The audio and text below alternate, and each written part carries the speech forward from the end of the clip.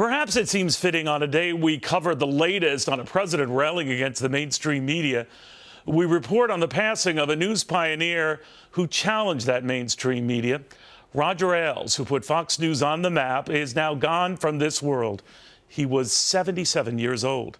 It seems fitting he was born in the midst of a world war. I used to joke with him that fighting was in his DNA from the get-go.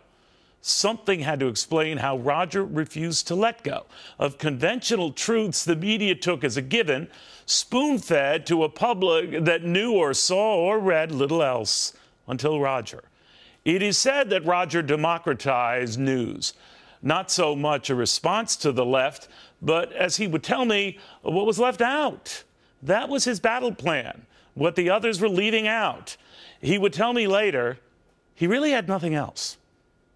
When I had to launch Fox News and we had no studios, control rooms, stars, programs, or anything else. But we did have an idea, and we knew there was an audience, and we knew how to do it. You know, lost to this age-old argument about what is Fox News, throughout my earliest days working with Roger when this place was just starting up more than 2 decades ago, well, he would remind me instead what Fox News was not and is not. That we're not the same approach to the same stories, the same way, the same day, each day, every day. Roger encouraged us to look at the bad but also see the good, to recognize that capitalism has its sinners, but it also has its saviors, that being rich isn't bad, acting like it is, that not all priests are pedophiles and not everyone who prays is pathetic, that God and country mean something, and always dismissing one or both says something about a generation that has forgotten its roots as much as it has lost its core. Roger was among the first to say that being a good journalist and a good patriot are not incompatible, assuming you could be a good journalist without being a good patriot. For Roger, that was kind of unthinkable. The two were kind of joined at the hip. Fair and balanced seems almost an overused phrase today, but take it from me. It was an alien concept more than 2 decades ago around today. Back then, the media felt they were doing just fine. There is no audience for something like Fox.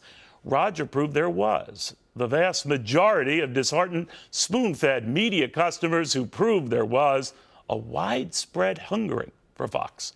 You know, to this day, there are still journalists who prefer to say we at Fox tilt to the right, but would never, ever, ever say any of their colleagues or themselves that they tilt to the left.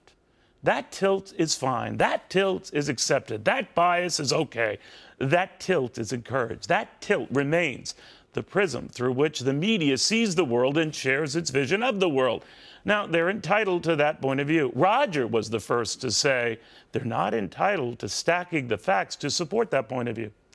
It made Fox a pariah with media folks, even as it made Fox a phenomenon with most average folks. Maybe that is Roger's lasting legacy, that he made all of this so obvious, the bias so transparent, what qualified as news so predictable. That's the chasm that Roger Ailes brought to life and this channel brought to the world. The gulf between what mattered to the media and what mattered to the real world. Between the folks writing the lines and the folks tired of the same old lines. Between those supposedly providing a service and those who were getting sick of that service. You know, the media never got that. Roger Ailes never forgot that that was something that we would never forget, ever. And he wasn't going to slow down.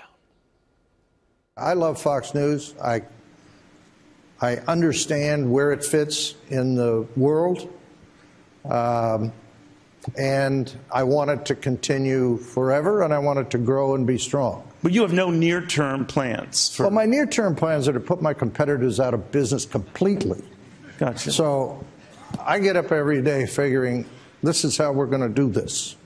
And I don't think about anything else. So, gotcha. No, and I wouldn't recommend anybody for the job who didn't think that way. Roger Ailes would be the first to tell you he was an unlikely revolutionary, and his flyover country roots in Ohio made him an even more unlikely media titan.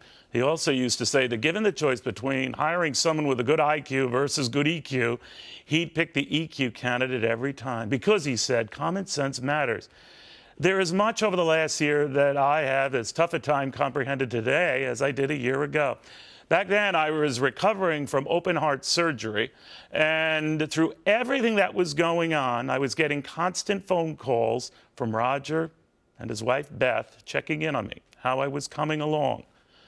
Much I still can't fathom, save that Roger apparently compartmentalized a lot, maybe more than most. I'll never really know for sure. Didn't then, don't now. But I sure know this. Nothing takes away from what he did, what he created, the legacy he left. No less than Rupert Murdoch, who not only appreciated Roger's vision, but funded it, saw it and Roger's great potential. A brilliant broadcaster, Roger played a huge role in shaping America's media over the last 30 years. He will be remembered by the many people on both sides of the camera that he discovered, nurtured, and promoted. Roger and I shared a big idea, which he executed in a way no one else could have.